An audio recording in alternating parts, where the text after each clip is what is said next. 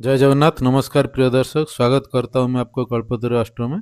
आज हम लोग बात करेंगे ये जो लग्न है मेष से लेके तुला लग्न के बाद, आज बात करेंगे वृश्चिक लग्न के ऊपर में। वृश्चिक लग्न का 2026 के लिए किस तरीके का रिजल्ट देगा, आर्थिक स्थिति के लिए, स्वास्थ्य के लिए, कर्म स्थान के लिए और बिजनेस के लिए, चार चीज़ें के ऊपर बात करेंगे। इससे पहले और एक इन्फॉर्मेशन है आपको, अगर आपको इस तरीके का विश्लेषण अच्छा लगता है तो चैनल को लाइक, सब्सक्राइब एवं शेयर करें और कमेंट दे आगे किस तरीके का विश्लेषण करवाना चाहते हैं। चलिए फिर शुरू करते हैं वृश्चिक लग्न के बारे में। वृश्चिक लग्न में इस तरीके का विश्लेषण रहेगा, मतलब राशि चक्र में आपका अगर वृश्चिक लग्न है तो दूसरे भाव पर मंगल, सूर्य, शुक्र और बुध, चार ग्रहों का दूसरे भाव पर प्रभाव रहेगा धनु राशि में। कुंभ राशि में चौथे भाव पर राहु देव का गोचर रहेगा। मीन राशि पर पंचम भाव पर शनिदेव का और सप्तम भाव पर चंद्रमा का, सप्तम भाव पर और अष्टम भाव पर गुरुदेव का गोचर रहेगा मिथुन राशि में। दसम भाव पर सिंह राशि में केतु देव का गोचर रहेगा। ये 1 जनवरी 2027 से है। यहाँ से अगर आप देखेंगे तो लग्नेश यहाँ पर दूसरे भाव पर है और एक मित्र राशि में है। अग्नि तत्व प्लानेट होकर, अग्नि तत्व ग्रह को होकर एक अग्नि तत्व राशि में बैठे हुए हैं। उनके साथ में सूर्य जो है उनका मित्र है और दशमेश है। और यहाँ पर एकादशेश जो बुध है यहाँ पर एक शुभ प्लानेट होके सप्तमेश होकर शुक्र यहाँ पर है। और ये चार ग्रहों का यहाँ पर संयोग बन रहा है। इसका मतलब क्या है, 11th लॉर्ड लग्नेश के साथ में होना, धन स्थान पर होना, यहाँ से अर्थ का एक इनकम का मालिक होकर संचय स्थान में बुधदेव है और यहाँ पर दशमेश भी यहाँ पर है। तो आर्थिक स्थिति का सिचुएशन से आपका इस टाइम बहुत अच्छा है। फाइनेंस, इनकम, सेविंग होगा, इनकम अच्छा होगा। आप जितना भी प्रयत्न करेंगे, कर्म करेंगे, उसी हिसाब से बहुत ज़्यादा इनकम यहाँ से होगा और धन संचय अच्छा होगा। ये शुरुआत टाइम में दिख रहा है, जो 1 जनवरी 2026 का बोल रहा हूँ।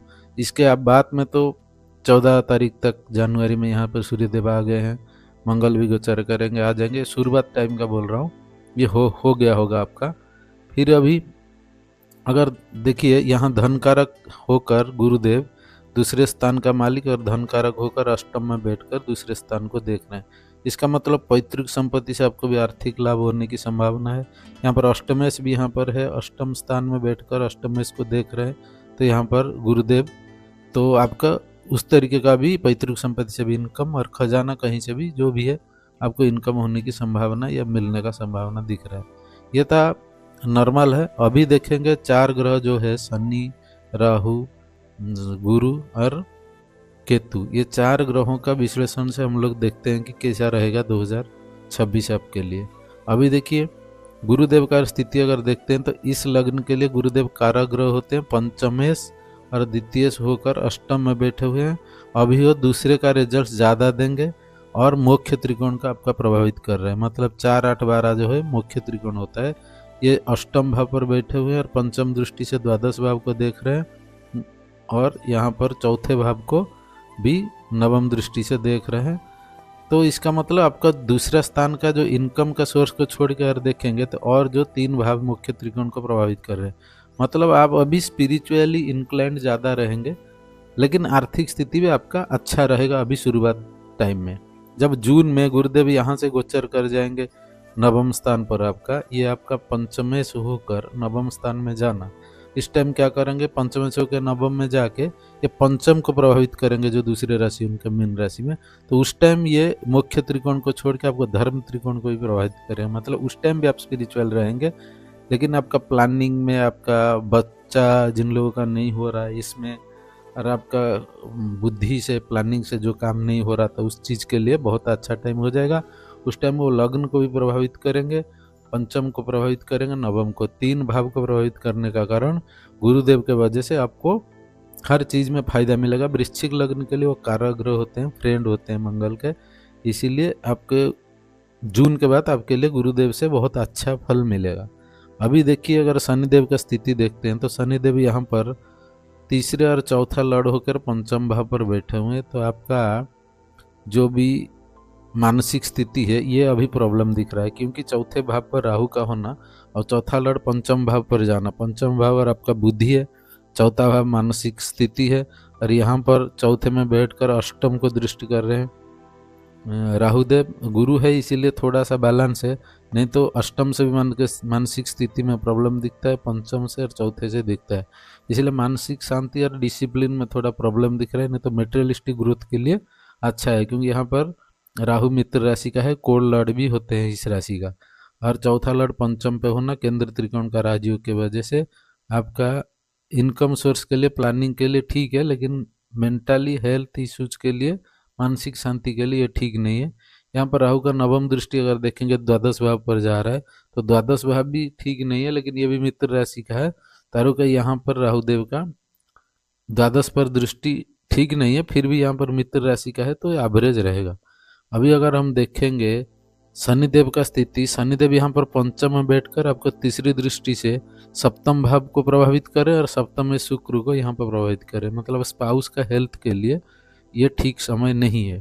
और यहाँ पर शनिदेव 7th एस्पेक्ट्स में आपका एकादश भाव को प्रभावित करे और 7th लॉर्ड बुध को भी यहाँ से दसम दृष्टि से प्रभावित कर रहे हैं। इसका मतलब आपका इनकम को भी प्रभाव डाल रहे हैं, तो स्लो इनकम और इनकम में थोड़ा ब्रेक लाने का काम करेंगे, लेकिन इनकम तो दूसरे ग्रहों के वजह से जो बोला शुरुआत में वो इनकम होगा, यहाँ से थोड़ा सा स्लो करेंगे। और आपका बड़ा भाई जो भी है उनका हेल्थ इश्यूज के लिए थोड़ा सा इशू दिख रहा है, क्योंकि वृश्चिक लग्न के लिए कारक ग्रह होते नहीं। ये था शनिदेव का रिजल्ट। यहाँ पर अगर देखेंगे तो आपका केतुदेव की स्थिति, केतुदेव यहाँ पर दसम भाव पर बैठे हुए, दसम भाव पर केतुदेव का होना आपका कर्म स्थान में क्लटिंग लाना, मतलब फ्लक्चुएशन थोड़ा करने का काम करेंगे, क्योंकि पंचम से यहाँ पर मित्र राशि का तो अभी बैलेंस तो हो जाएगा। मकर में आएंगे भी ठीक है, कुंभ में जब आएंगे तो केतुदेव का असर ज़्यादा आएगा। कुंभ राशि में जब सूर्यदेव आएंगे मार्च अप्रैल में, तब इस टाइम थोड़ा प्रॉब्लम होगा, नहीं तो अभी तक ठीक ठाक चलेगा। और ओवरऑल अगर देखेंगे तो शनिदेव का दसम दृष्टि यहाँ पर दूसरे भाव पर आ रहा है, गुरुदेव का सप्तम दृष्टि दूसरे भाव पर आ रहा है, तो ये देव कृपा है और ये शनिदेव समय और काल है, तो इसका मतलब का दूसरा भाव अभी एक्टिव है, मतलब फाइनेंस दृष्टिकोण से, आपका फैमिली दृष्टिकोण से, आपका बहुत बचपन का जो एजुकेशन के हिसाब से, ये सब के लिए ठीक है। धन संचय या धन के लिए ये टाइम अच्छा है।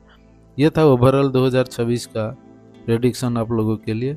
अगर आगे हम लोग धनु लग्न के बारे में बात करेंगे। अगर इस तरीके का विश्लेषण आपको अच्छा लगता है तो चैनल को लाइक, सब्सक्राइब एवं शेयर करें, और आगे किस तरीके का विश्लेषण करवाना चाहते तो इसके बारे में कमेंट्स दें, और प्ले लिस्ट में जाके आगे मेष से लेके तुला तक जितना मैं विश्लेषण किया हूँ लग्नों का 2026 का, ये सब जाके आप देख सकते हैं। रहता हूँ, जय जगन्नाथ।